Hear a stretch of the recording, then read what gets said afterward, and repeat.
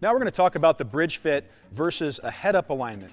We're going to block a guy on a base block, a defender, defensive lineman who's aligned head up with us. That can apply to tackles, guards, centers, even tight ends across the line of scrimmage. In situations where we don't have any help, we're blocking a one-on-one defender and we're trying to displace him vertically on inside runs.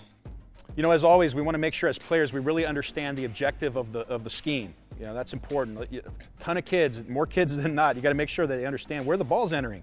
That's important. That's part of our scheme. That's the way that helps us achieve our objectives, and it correlates directly to the footwork we're going to take and the posture and position of the body relative to our opponent, so we can block it and make yards. So when it comes to this particular technique, there's different applications to when we might be blocking a defender across the line of scrimmage who is head up or even with us.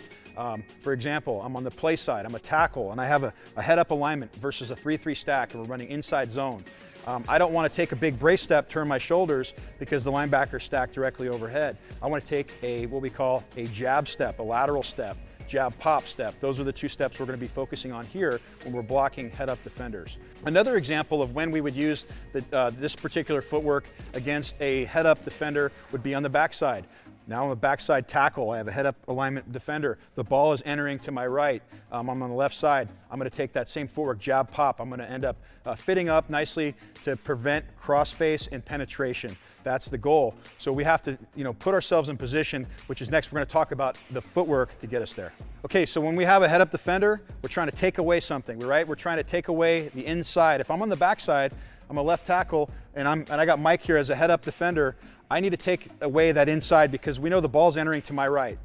Okay. Conversely, I'm the right side, and the ball is entering to my left side. I have to take that away. And we're going to do that by taking what we call a jab step.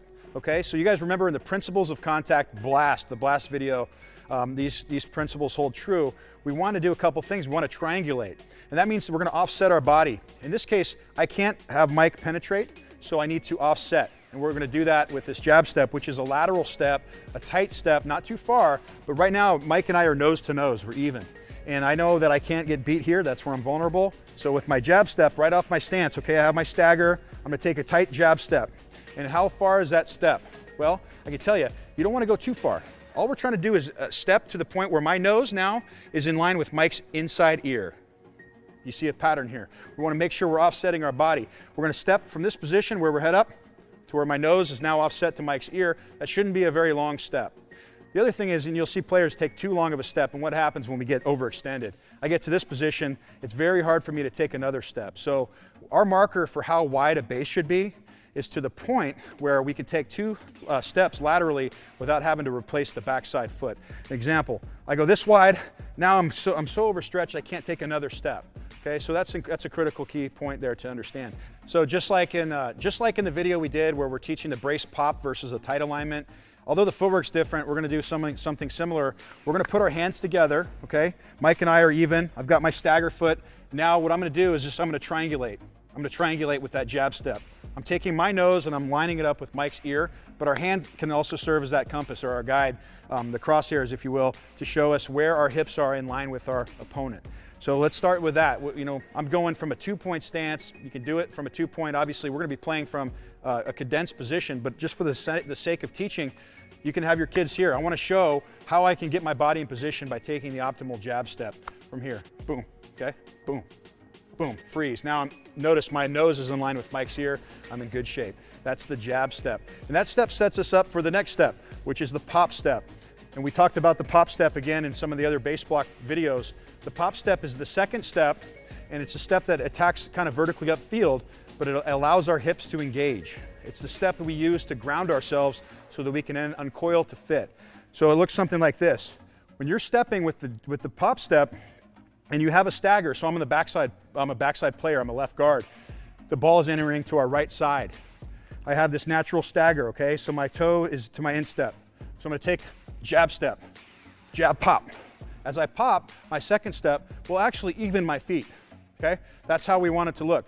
So meaning, right now my feet aren't even, they're staggered. So I'm taking my jab step, and my second step is pop step. As my hips uncoil, my knees go down and out, okay? My hips come through, my head comes back, my hands go low to high, and I'm gonna fit with that with the tip of the spear, just like we always do. with that inside hand being most critical, okay?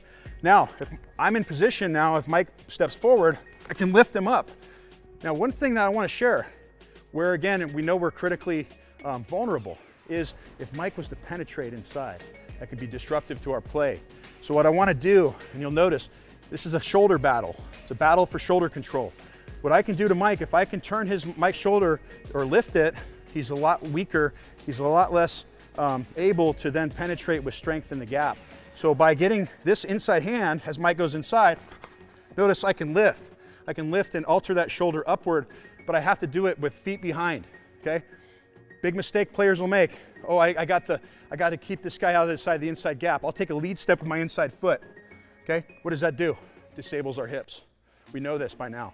We also know that Mike can run around me, but even if I take a lead step and he's quicker to beat me inside, I'm beat that way as well. Again, we are strongest with our feet behind, in particular to the side that force is delivered. For example, if Mike wants to penetrate this inside gap, I'd sure like to have my inside foot back because that's my brace. So I don't want to have it too far forward. In other videos, we talk about ways you can teach that with the kids. You can process it different ways, but we want people to feel it. That's important. So what we can do now is I can show to evaluate if my brace step or my pop step is in alignment, if my jab step is in alignment, if my feet are in alignment in order to uncoil my hips. Let's start with some different postures. Let's try with that second step up field too far. Mike goes inside, I'm turned, right? And turning is bad. We talk about staying square, another blast principle. So we want to make sure our feet are behind us. So where we can benefit, now let's say my jab step is too high. Okay, Mike pushes up field. I have to drop that jab step in order to be strong. But again, we don't want to make that a reaction. We'd rather anticipate where we're strongest by taking the optimal, perfect steps relative to the opponent. So again, now I'm going to take a good step. Now I'm in position. My both feet are behind, my toes are out, Mike goes inside. I'm already in position to uncoil. That's how we're going to teach our players to understand the position of our footwork. Finally, we're going to talk about how we're going to finish this block, okay? Really, when you're dealing with a defender that's head up like this, we got to sustain our control. We got to sustain control and stay square, because in a lot of cases, especially in inside zones, there's multiple cutback options. It's not always going to happen where the back enters in the defined gap. They'll make reads. So when we turn our bodies, again, I'm going to just reference this again. If I turn, Mike goes inside. Now what have I done? I have to drive him down. I'm forcing the back to cut around me. But where I stay square, taking the jab pop step, I've triangulated, I'm square, I got to fit, now I've got a chance, okay, to finish the block and spring the runner for big yardage, okay? So how are we going to finish this guy off after contact occurs? We got all the right steps, we're in fit, we're in great position, okay?